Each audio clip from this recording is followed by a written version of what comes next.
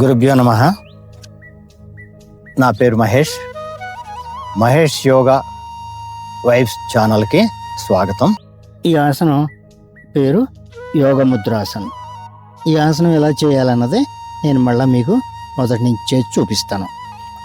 యోగ ముద్రాసనం చేసే విధానం మీకు నేను చేసి చూపిస్తాను. ముందుగా వజ్రాసనంలోకి రండి.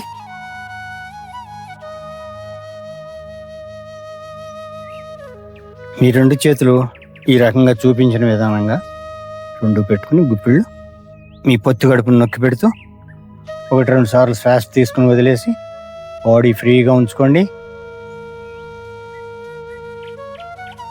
శ్వాసను వదిలేసి నిదానంగా ఇలా ముందుకు వంగి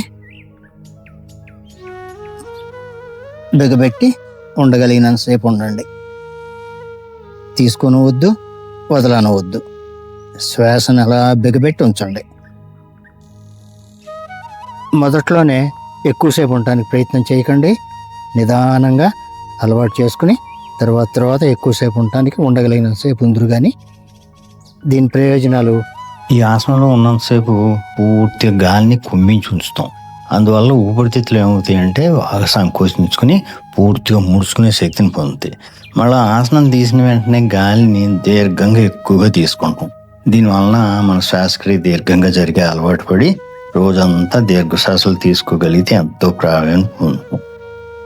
మత్స్యాసనం చేసిన తర్వాత యోగ ముద్రాసనం చేయడం మంచిది. ఈ ఆసనంలో బాగా వ్యాకోచించిన పారాథైరాయిడ్ గ్రంథులు ఈ ఆసనంలో బాగా సంకోచిస్తాయి. ఎప్పుడైతే 2 రకాల కదలికలు ఒకే అవయవంలో వస్తాయో రక్తం రాకపోకలు ఎంతగానే మెరుగవుతాయి. దాంతో ఆ గ్రంథులు వాటి కణాలు ఎంతో శక్తిని, ప్రాణవాయువుని అధికంగా అందుకుంటాయి. ఈ ఆసనంలో మనం ముందుకు వంగి శ్వాస బిగబెట్టేసరికి పొట్ట కండరాలు, పొట్ట ప్రేగులు బాగా ఒత్తిడి పడుతుంది.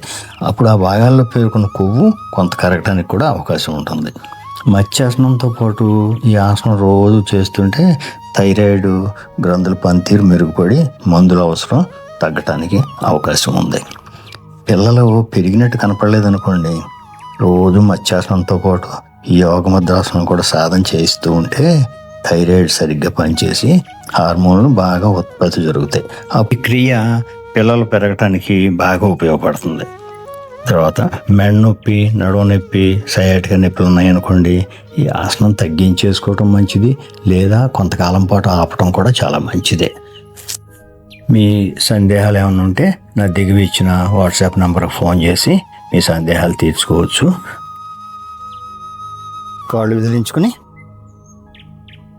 ఫ్రీగా అవ్వండి. మీ ఆరోగ్యం కోసం నేను చెప్పబోయే ఆసనాల గురించి కానీ తర్వాత వీడియోలో కలుద్దాం. ఓం శాంతి శాంతి శాంతి. గురుభ్యో నమః.